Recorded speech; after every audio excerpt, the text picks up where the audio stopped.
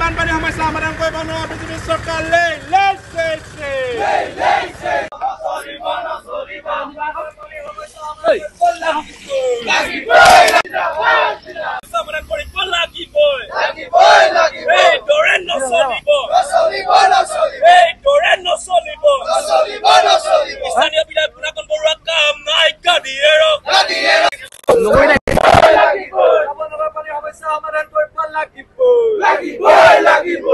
আপুনি ফুটেজ লৈছে নেকি নাই মোৰ চান্সে নাই ভালকে ল'বলৈ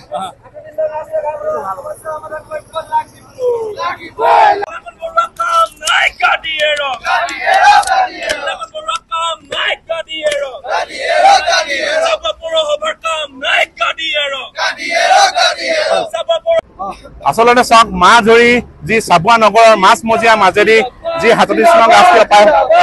ৰাষ্ট্ৰীয় ঘাইপথ পাৰ হৈ গৈছে সেই ৰাষ্ট্ৰীয় ঘাইপথ কিন্তু আজি জলমগ্ন এই ক্ষেত্ৰত কিন্তু চাবুৱা সমষ্টিৰ বিধায়কে হওক বা পৌৰপতিয়ে হওক বজেন বৰুৱাই হওক কোনো ধৰণৰ কিন্তু তেওঁলোকৰ কান্ধা নাই কেৱল মাত্ৰ তেওঁলোকে নিজৰ স্বাৰ্থতহে কাম কৰি আছে আচলতে এই ক্ষেত্ৰত কিন্তু তেওঁলোকৰ ভূমিকা কিন্তু বহুত আছিল তেওঁলোকে কিন্তু আজি তাৰিখত চাবলৈ গ'লে কোনো ধৰণৰ কাম কৰা নাই কেৱল মাত্ৰ তেওঁলোকে জেচিপি আনি তেওঁলোকে ড্ৰেন চফা কৰাৰ নামত তেওঁলোকে কিন্তু ফটোশ্বুটে কৰিবলৈ কিন্তু আৰম্ভ কৰিছে এই কিন্তু খুব গৰিহণাজনক বিষয় কাৰণ চাবুৱা সমষ্টি ৰাইজৰ সমস্যা সমাধান কৰিবৰ কাৰণে তেওঁলোকক কিন্তু সিলেক্ট কৰি দিছে এই ক্ষেত্ৰত কিন্তু তেওঁলোকে কিন্তু কোনো ধৰণৰ প্ৰতিটো ক্ষেত্ৰত কিন্তু তেওঁলোকে ব্যৰ্থ আছে আমি আঞ্চলিক ছাত্ৰ সন্থা আমি আহ্বান জনাইছো তেওঁলোকক সৰ্বানন্দ সোণোৱাল কেন্দ্ৰীয় মন্ত্ৰী চাবুৱা সমষ্টিৰ বিধায়ক পুনাকন বৰুৱা লাহোৱাল সমষ্টিৰ বিধায়ক বিনোদ হাজৰিকা আৰু পৌৰপতি বজেন বৰুৱাক আমি চাবুৱা আঞ্চলিক ছাত্ৰ সন্থাৰ তৰফৰ পৰা আহ্বান জনাইছো তেওঁলোকে যদি এই সমস্যা সমাধান কৰিব নোৱাৰে তেওঁলোকে পদত্যাগ কৰক আৰু তেওঁলোকে পদত্যাগ কৰি আমাৰ লগত আন্দোলন কৰক তেতিয়া কিন্তু এই আন্দোলন কিন্তু সমস্যা হৈ নাথাকে এই আন্দোলন কিন্তু সমস্যা সমাধান হ'ব লাগিব গতিকে আমি পুনৰবাৰ কৈছো এই সমস্যাসমূহ যদি কৃত্ৰিম বানপানী সমস্যা যদি অতি শীঘ্ৰে যদি সমাধান নহয় অনাগত দিনত ছাত্ৰ সন্থাই আমি ধাৰাবাহিকভাৱে গণতান্ত্ৰিক আন্দোলন কৰিবলৈ আমি বাধ্য হ'ম ইয়াৰ কাৰণে কেৱল মাত্ৰ দায়ী হ'ব চাবুৱা সমষ্টিৰ বিধায়ক পুনাকন বৰুৱা ডাঙৰীয়া কেন্দ্ৰীয় মন্ত্ৰী সৰ্বানন্দ সোণোৱাল ডাঙৰীয়া পৌৰপতি বজেন বৰুৱা ডাঙৰীয়া লাহোৱাল সমষ্টিৰ বিধায়ক বিনোদ হাজৰিকা ডাঙৰীয়া আচলতে আপোনালোকে দেখিছে আজি দুটা মাহ হ'ল ইয়াতে কৃত্ৰিম বানপানীৰ সমস্যা আচলতে চাবুৱাবাসী ৰাইজৰ কাৰণে এইটো দুৰ্ভাগ্যজনক বিষয় ইয়াত দুগৰাকী স্থানীয় বিধায়ক থাকি বিনোদ হাজৰিকা পুনাকন বৰুৱা থকা অৱস্থাত ইফালে আপোনাৰ দেখিব সৰ্বানন্দ সোণোৱাল ইয়াৰ পৰা প্ৰতিনিধি কৰি তেওঁ চেণ্ট্ৰেলৰ মন্ত্ৰী হৈ আছে গতিকে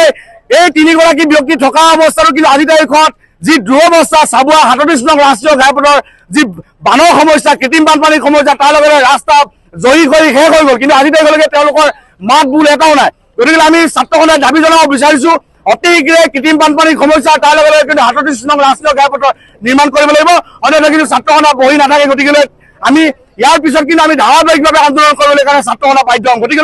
অতি শীঘ্ৰে ইয়াৰ কিন্তু নিৰ্মাণ কাৰ্যসূচী হ'ব লাগিব কৃত্ৰিম বানপানীৰ সমস্যা সমাধান হ'ব লাগিব উন্নয়নকামী চৰকাৰখনত উন্নয়নৰ ভাগজুল বজাই থকা চৰকাৰখনৰ যিদৰে এনেকুৱা অৱস্থা আৰু কিমান দিন এনেদৰে চলিব আচলতে বিজেপি চৰকাৰখনৰ লগত একেলগে এজিপি চৰকাৰ আছে কিন্তু তেওঁলোকে যি ঢাকঢোল বজাই থাকে উন্নয়নৰ কথা কৈ থাকে কিন্তু এইবিলাক ফুটুকাৰ ফেন গতিকে আজি তাৰিখত আপুনি চাব যদি উন্নয়ন হ'লহেঁতেন তেনেহ'লে চাবুৱাত ডিব্ৰুগড়ত তিনিচুকীয়াত কৃত্ৰিম বানপানী নহ'লহেঁতেন গতিকে আমি